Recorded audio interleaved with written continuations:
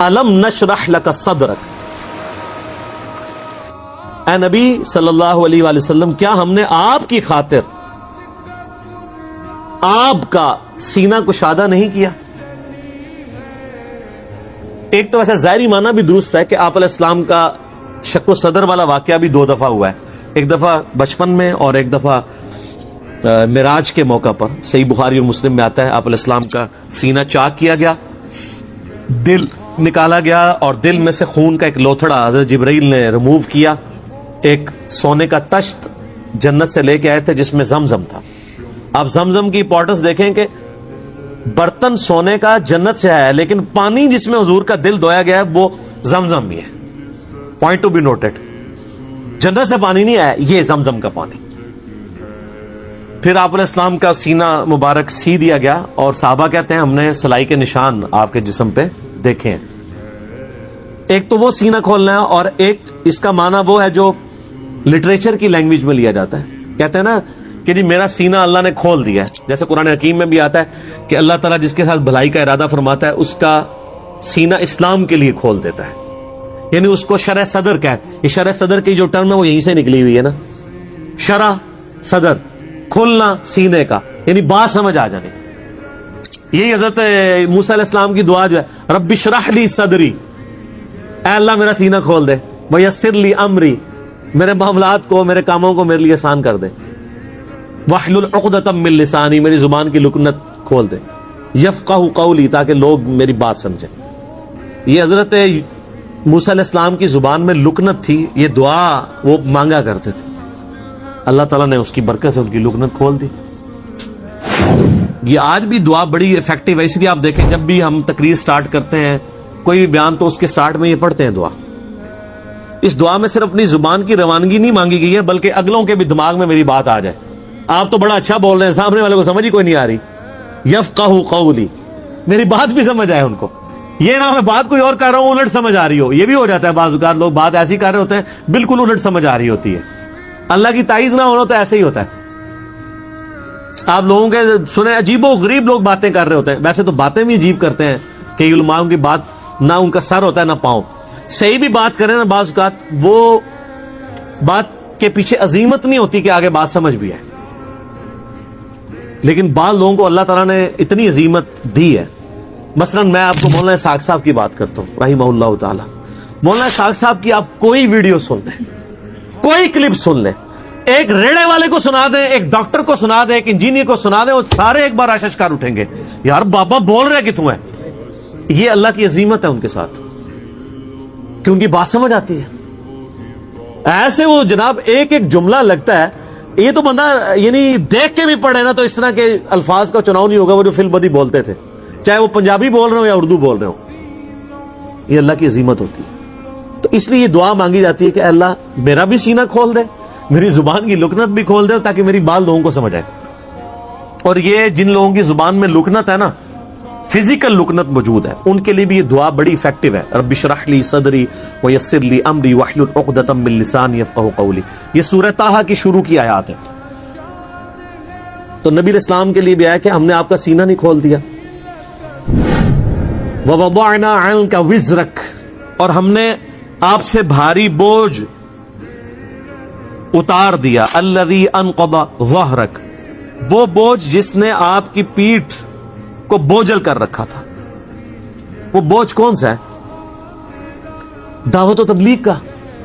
بڑی ٹینشن آپ نے لی کہ ظاہر ہے کہ میرے ذمے پہ بڑی ذمہ داری ہے میرے کندھوں پر، جو بخاری مسلم میں حدیث ہے آپ علیہ السلام پہ پہلی وحی نازل ہوئی، سیدہ خدیجہ سلام اللہ علیہا کے پاس آئے اور کہا مجھے جو ہے وہ کمبل اڑا دو، اور کب کبھی تاری ہوگی کہ اتنی بڑی ذمہ داری ہے میرے اوپر۔ تو حضرت خدیجہ نے کیا کہا کہ اللہ تعالیٰ کبھی آپ کو بے یار و مددگار نہیں چھوڑے گا، آپ مہمان نوازی کرتے ہیں، غریبوں کے کام آتے ہیں، حاجت مندوں کی حاجت پوری کرتے ہیں، تو اللہ بھی آپ کی حاجت پوری کرے گا۔ اور وہ سارا کچھ آ گیا، دیکھ لیں اللہ نے فرمایا الم یجدک یتیما فآوی ووجدک ضالا فہدی ووجدک عائلا فاغنی، یہ سب کچھ اللہ نے پھر کیا نا۔ تو پھر اللہ تعالیٰ نے آپ کو مخلص ساتھی دیے جنہوں نے آپ کے ساتھ ہر مشکل وقت میں کھڑا ہوئے۔ ظاہر ہے بوجھ اسی وقت ہلکا ہوتا ہے نا جب آپ کے ہاتھ بٹانے والے لوگ ہو جائیں. سب سے پہلے آپ کو گھر سے سپورٹ مل گئی جناب ابی طالب کی، اور آپ کے دوسرے جو چچا تھے حمزہ ابن عبد المطلب کی، چچا عباس کی. اگرچہ یہ لوگ اس وقت مسلمان نہیں تھے، بعد میں مسلمان ہوئے، لیکن سپورٹ تھی. اور مولا علی کی سپورٹ. اس وقت تو خیر سیدنا علی چھوٹے تھے، لیکن بعد میں ظاہر ہے کہ وہ بھی ایک سپورٹ اس حوالے سے تھی. پھر آپ کے قریبی ساتھیوں میں سے حضرت ابوبکر صدیق رضی اللہ تعالیٰ عنہ، ان کی سپورٹ تھی. عبد الرحمن بن عوف، سعد بن ابی وقاص، یہ سب وہ لوگ تھے جو چھوٹی عمر میں نبی الاسلام کے ساتھ اٹیچ ہو گئے. بڑی عمر کے تو کم لوگ ہی تھے، چھوٹی عمر سے بعد میں کہہ رہا ہوں 20 سے 30 سال کے درمیان. بڑی عمر کے لوگ تو تھوڑے تھے. لیکن ظاہر ہے کہ اب اوائل اسلام میں نبی الاسلام کا ساتھ انہوں نے دیا ہے. عبد الرحمن بن عوف، سعد بن ابی وقاص، عبداللہ بن مسعود، عمار بن یاسر، یہ لوگ ایک میچور ایج کے لوگ تھے. سیدنا علی تو بعد میں میدان عمل میں آیا نا، اس حوالے سے کہ حضرت علی کی عمر تو 8 سال تھی اس وقت جب آپ علیہ السلام نے اعلان نبوت کیا. تو 8 سال کا بچہ کتنا ہوتا ہے؟ ہاں تا وقت کے 14-15 سال، عرب میں 14-15 سال میں ایک جوان مرد بن جاتا تھا. لیکن وہ شروع کے 5-6 سال آپ کے پیچھے پشت پناہ کون لوگ تھے؟ آپ کے چچا تھے، آپ کے قریبی رشتہ دار تھے، بنو ہاشم تھے، اور یہ وہ لوگ تھے جو نبی علیہ السلام کا ساتھ دیتے تھے. تو آہستہ آہستہ اللہ تعالیٰ نے پھر بوجھ ہلکا کیا، حتیٰ کہ آپ دیکھ لیں حجۃ الوداع کے موقع پر آپ علیہ السلام کے سامنے ہزاروں لوگ موجود تھے، اور آپ نے ان کو پھر گواہ کیا کہ میں نے اللہ کا پیغام تم تک پہنچا دیا ہے. اب یہ تمہاری ذمہ داری ہے. بخاری مسلم میں آتا ہے جو یوم النحر کا خطبہ ہے اور یوم عرفہ کا خطبہ، کہ تم اس پیغام کو دوسروں تک پہنچانا. سب نے تصدیق کی کہ آپ نے پیغام پہنچایا. تو پھر نبی علیہ السلام نے 3 دفعہ یوں آسمان کی طرف انگلی اٹھا کے کہا اللہم اشہد، اللہم اشہد، اللہم اشہد، اے اللہ گواہ رہنا، گواہ رہنا، گواہ رہنا کہ میں نے اپنے کندھوں پہ جو بوجھ تھا وہ اپنی امت کو ٹرانسفر کر دیا. سر پھر امت نے بھی تو حق ادا کیا ہے نا. اسلام تو عرب کی سرزمین تک تھا، لیکن آپ علیہ السلام کی وفات کے بعد پھر جس پیشن کے ساتھ صحابہ کرام نے اس دین کو پوری دنیا تک پہنچایا ہے، ود ان فیو ایئرس کتنی بڑی چینج آئی ہے. پورے یعنی پیشن کے ساتھ. حالات و واقعات فیوریبل بھی نہیں تھے، عرب کے قبائل بھی مرتد ہو گئے تھے، پھر بھی اس دعوت کو لے کے اٹھے ہیں. اور کس طریقے سے رومن اور پرشین امپائر جو ہے وہ روندی گئی ہیں بڑے لمیٹڈ ریسورسز کے ساتھ، اتنی بڑی بڑی سپر پاورز.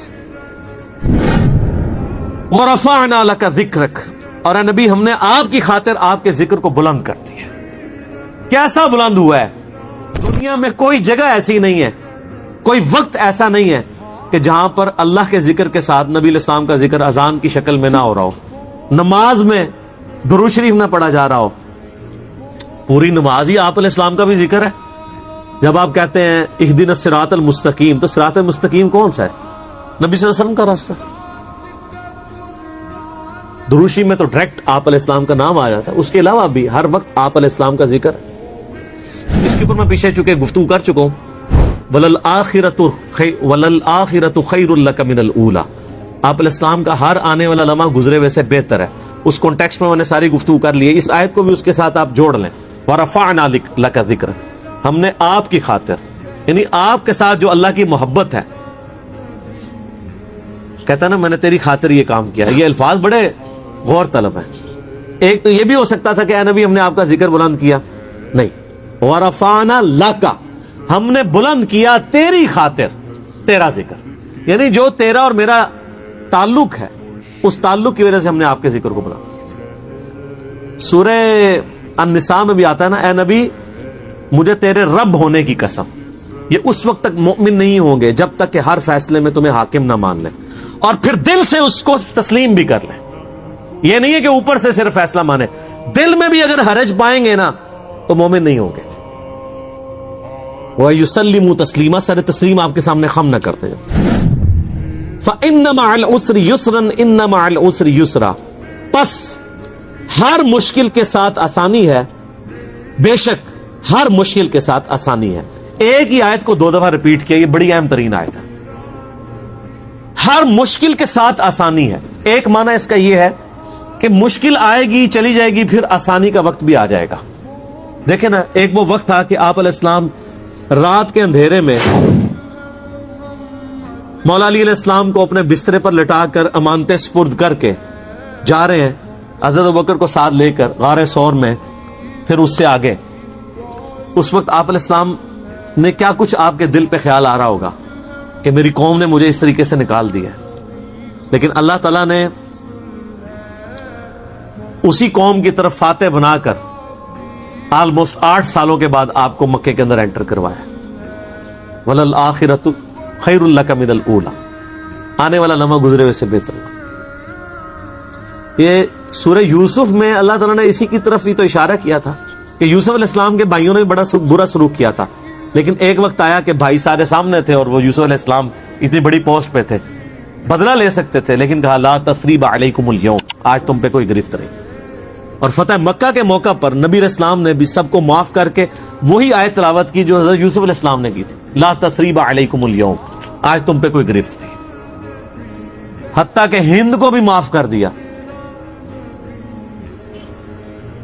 معافی قبول کر لی. یہ آپ علیہ السلام کی شفقت تھی.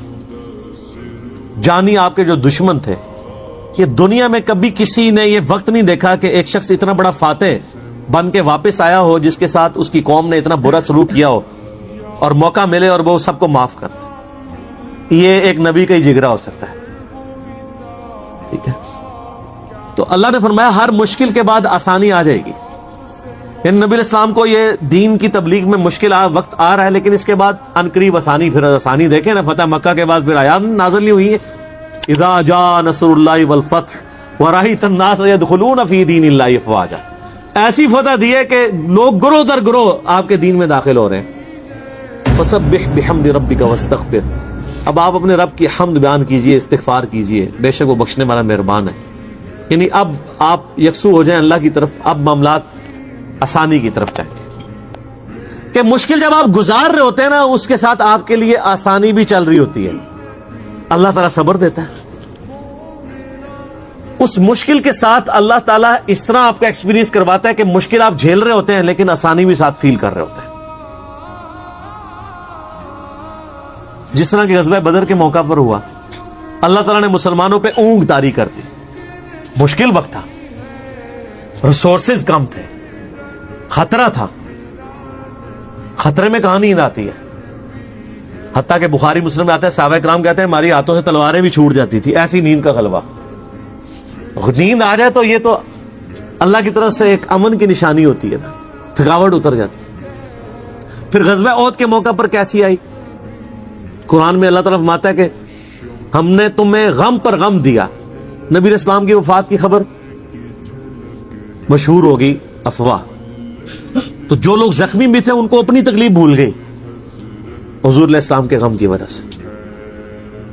مشکل کے دوران بھی اگر آپ اللہ کی طرف توجہ رکھیں،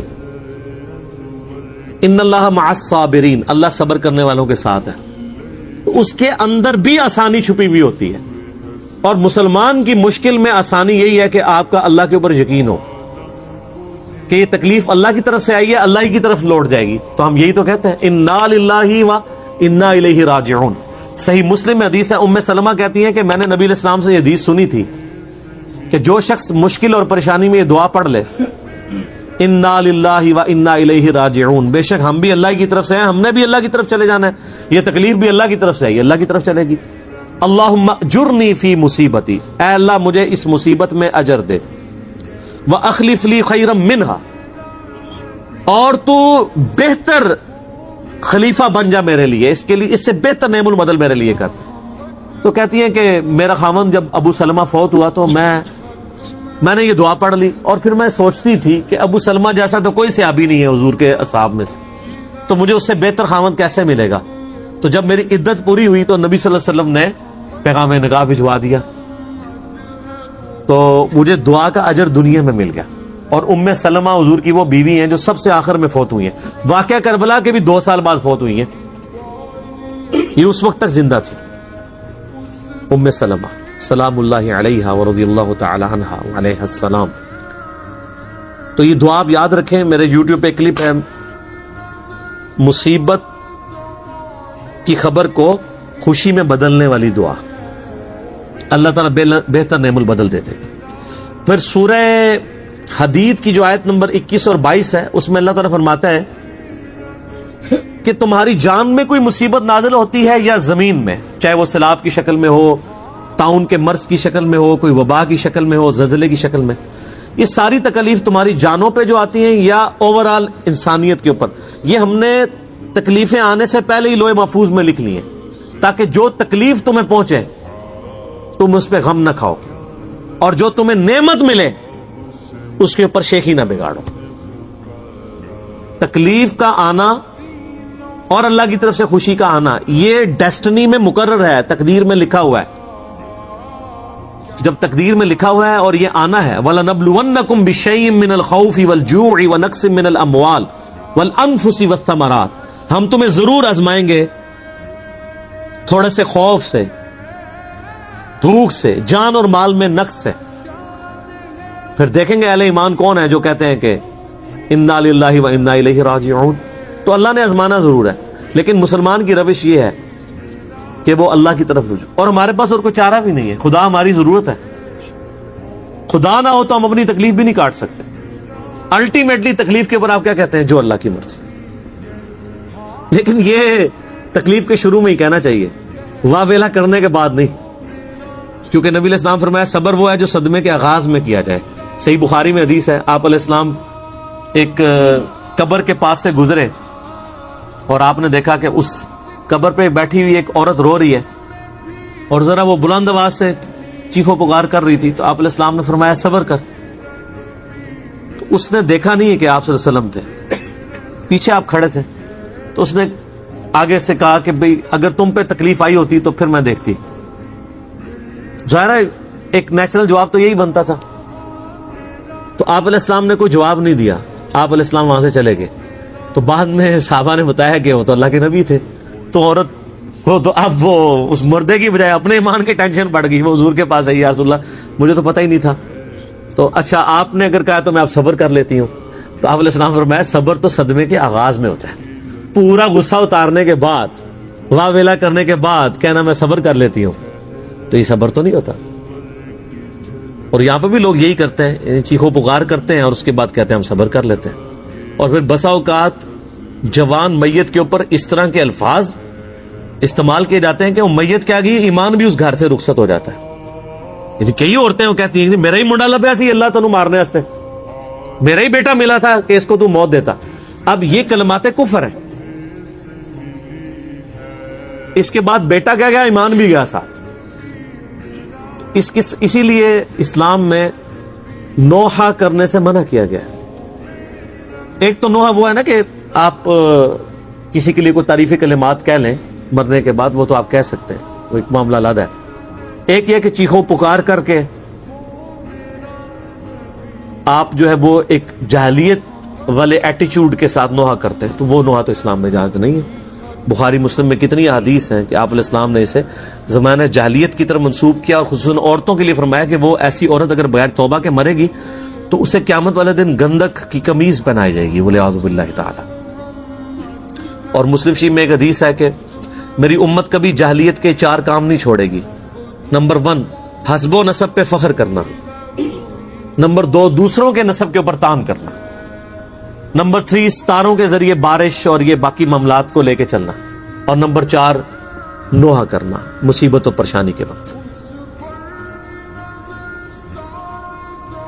تو ہر مشکل کے ساتھ آسانی جڑی۔ فَإِذَا فَرَغْتَ فَانْصَبْ، تو اے نبی علیہ السلام جب آپ فرائض نبوت سے فارغ ہو جائیں گے تو پھر آپ اس وقت اللہ کی ریاضت میں مشغول ہو جائیے گا۔ وَإِلَىٰ رَبِّكَ فَارْغَب، اور اپنے رب کی طرف راغب ہو جائیے گا۔ اصل میں اس میں اشارہ یہ ہے کہ آپ علیہ السلام، آپ کو پتہ ہے آپ پوری رات کھڑے ہو کے قرآن پڑھتے تھے، پھر اللہ فرمایا یا ایھا المزمل قم اللیل الا قلیلا، کم کھڑے ہوا کریں، اور کم بھی یہ نہ سمجھے گا بالکل کم، نصفہ او انقص، یا آدھی رات یا اس سے کچھ زیادہ، پوری رات نہ آپ کھڑے ہو کر نوافل میں قرآن پڑھیں۔ آپ کے پاؤں مبارک سوج جاتے تھے۔ بخاری مسلم میں آتا ہے، اما عائشہ نے کہا یا رسول اللہ آپ تو بخشے بخشائے ہیں، تو آپ فرمایا کیا میں اپنے رب کا شکر گزار بندہ نہ بنوں؟ تو لیکن جب آپ نے دعوت و تبلیغ کا کام شروع کیا تو یہ ساری چیزیں چھوٹ گئیں. یہ نیچرل ہے. پہلے تو آپ دن کے وقت آرام کر سکتے تھے, رات کو قیام کرتے تھے. اب دن کے وقت دعوت و تبلیغ کا کام کرنا, دعوت و تبلیغ اور گوشہ نشینی یہ بالکل اپوزٹ ہے. گوشہ نشینی انٹروورٹ جو زندگی ہے, اور دعوت و تبلیغ ایکسٹروورٹ ہے. انٹروورٹ اللہ کے ساتھ جو تعلق ہے اس میں اللہ اور بندے کا تعلق ہے, اور یہاں مخلوق کے پاس آپ کو جانا پڑتا ہے اللہ کی دعوت کے لیے. تو نبی علیہ السلام کے دل میں یہ چیز آتی تھی کہ کتنا, یعنی وہ وقت میرے لیے کتنا اچھا تھا کہ میں رات کے وقت اپنے رب کے ساتھ تعلق قائم رکھتا تھا. اب نہ صرف وہ تعلق میں کمی آئی ہے دن کی مصروفیات کی وجہ سے, بلکہ یہ بھی ہو گیا کہ مجھے مخلوق کی طرف جانا پڑتا ہے. پہلے میں اللہ کے ساتھ دو لگا کے بیٹھا ہوتا تھا. تو اللہ تعالیٰ نے اس معاملے میں تسلی دی ہے کہ یہ جو آپ مخلوق کی طرف ہی جا رہے ہیں اللہ کے لیے جا رہے ہیں. رہا آپ کی یہ خواہش, یہ بھی اللہ پوری کر دے گا. جب یہ دین کا کام سٹریم لائن ہو جائے گا پھر آپ عبادت کیجئے گا. اور یہ بات حقیقت ہے کہ رات کو نوافل پڑھنے سے, اللہ کے ساتھ دو لگانے سے یہ کام تو بہت اوپر ہے, لوگوں کو ہدایت دینا. بخاری مسلم میں حدیث ہے, غزوہ خیبر کے موقع پر جب نبی علیہ السلام نے مولا علی کو بھیجا تو اس میں آپ نے پہلا جملہ یہ بولا تھا, علی پہلے ان کو دعوت دینا, اگر تمہاری وجہ سے کوئی ایک شخص بھی ہدایت پہ آ گیا تمہارے لیے سرخ اونٹوں سے بہتر ہوگا. آپ کی وجہ سے ایک شخص ہدایت پہ آ جاتا ہے نا, آپ پوری زندگی بھی روزانہ 1000 نفل پڑھتے رہے, وہ اس کے برابر نہیں ہو سکتی چیز. جو ایک بندے کو, آپ ایک بندے کو نہیں, اس کی پوری نسل کو دوزخ سے بچا کے جنت تک لے جاتے ہیں. اللہ کو تو اس بات کی خوشی ہے, اور یہ کام پیغمبروں والا ہے. تو اس کے لیے ایکسٹروورٹ ہونا پڑتا ہے, اور یہ حقیقت بات ہے. یہ پیرلل میں دونوں چیزیں چلنا مشکل ہو جاتی ہیں, اور بعض لوگ اس کی وجہ سے دعوت و تبلیغ کا کام بھی چھوڑ دیتے ہیں. دعوت و تبلیغ کے کام میں مصیبت بھی بہت بڑی ہے. لوگوں کی آپ کو تکلیفیں اٹھانی پڑیں گی, لوگ آپ پہ تانے کریں گے, لوگ آپ کو مارنے پیٹنے پہ بھی اتر آئیں گے, آپ کے اوپر کامنٹس بھی پاس کریں گے, گھر والوں سے آپ کو جو ہے وہ تکلیف اٹھانی پڑیں گی, ڈانٹ پلائیں گے سارے کہ تو کیڑے پاسے لگ گئے. جبکہ آپ اکیلا رات کو کھڑے ہو کے روزانہ 10 پارے پڑھتے رہے, نہ محلے والوں کو کوئی فکر ہوگی آپ کی کہ یہ کس طرف لگ گیا ہے, نہ آپ کے گھر والوں کو ہوگی. لیکن آپ اسی محلے میں نکل کے لوگوں کو کہیں گے یار یہ کتاب و سنت کی طرف آ جاؤ, قرآن کا راستہ اختیار کرو, شرک چھوڑ دو, برے کام چھوڑ دو, نماز پڑھا کرو, تو سب کو فکر لگ جائے گی آپ کی. اس سے بھی بڑھ کے آپ بے نمازی ہو, آپ کو کسی نے نہیں کہنا نماز پڑھو, لیکن آپ نماز میں رفع دین شروع کر دیں تو بے نمازی بھی آپ کو سمجھانا شروع کر دیں گے, اور تو کیڑے پاسے لگ گئے ہیں. فرق دیکھا آپ نے؟ یہ یعنی ان کے گمراہ ہونے کے لیے اتنا ہی کافی ہے کہ وہ بے نمازی جو خود نماز نہیں پڑھتے, اگر کوئی سنت کے مطابق نماز شروع کر دے اس کو سمجھانے لگ پڑتے ہیں, اور جب وہ نماز نہیں پڑھنا تھا اس کو کوئی نہیں آ کے سمجھاتا کہ تو نماز نہیں پڑھتا, اور اگر وہ پڑھنا شروع کر دے سنت کے مطابق تو سارے بے نمازی بھی سمجھانا شروع کر دیتے ہیں. اس سے آپ اندازہ لگا لیں کہ دعوت و تبلیغ کا کام بہت مشکل کام ہے. یہ تو آپ کو آگے جا کے پھر سمجھ آئے گی نا جب سورۃ العصر شروع ہوگی. تو اللہ تعالیٰ نے اس کو اوبلیگیٹری رکھا ہے, یہ خالی ڈنگ ٹپاؤ کام نہیں ہے. یہ جنت میں جانے کے لیے 4 بنیادی شرائط ہیں, الا الذین آمنوا وعملوا الصالحات, یہ تو سارے پوری کر رہے ہیں. اصل شرائط اگلی 2 ہیں, وتواصوا بالحق, حق بات کی تلقین کرنی ہے, وتواصوا بالصبر, پھر پھینٹی لگے گی صبر کرنا. یہ پھر آپ کو پھر حسینی بننا پڑے گا. اس کے لیے آپ دیکھ لیں پوری دنیا سے لوگ حج کرنے آ رہے ہیں, اور حسین علیہ السلام حج کے دنوں میں حج چھوڑ کے کوفے جا رہے ہیں. کیوں؟ ان کو پتا تھا یار یہ حج تو بڑے آسان ہے, جو کام میں کرنے کے لیے جا رہا ہوں وہ کام امت لیول کا کام ہے, وہ اس حج سے بڑھ کر. تو وہ بظاہر لوگوں کو حج اور عبادتیں بڑی نظر آ رہی ہوں گی, اور حج کے دنوں میں وہاں سے چھوڑ کے جانا یہ معیوب لگ رہا ہوگا. لیکن جن کو دین کی یعنی اصل روح کا پتہ ہوتا ہے, ان کو پتہ ہوتا ہے کہ دعوت و تبلیغ کا کام, اعلان حق کرنا, جابر حکمران کے سامنے کلمات حق بلند کرنا, یہ سید الشہداء اسی لیے تو ہم کہتے ہیں. مسند الحاکم کی حدیث ہے سید الشہداء حمزہ ابن عبد المطلب ہے, اور وہ شخص بھی سید الشہداء ہے جو جابر حکمران کے سامنے کلمہ حق بلند کرے اور اسے قتل کر دیا جائے. اسی حدیث کے تحت ہم حضرت حسین ابن علی کو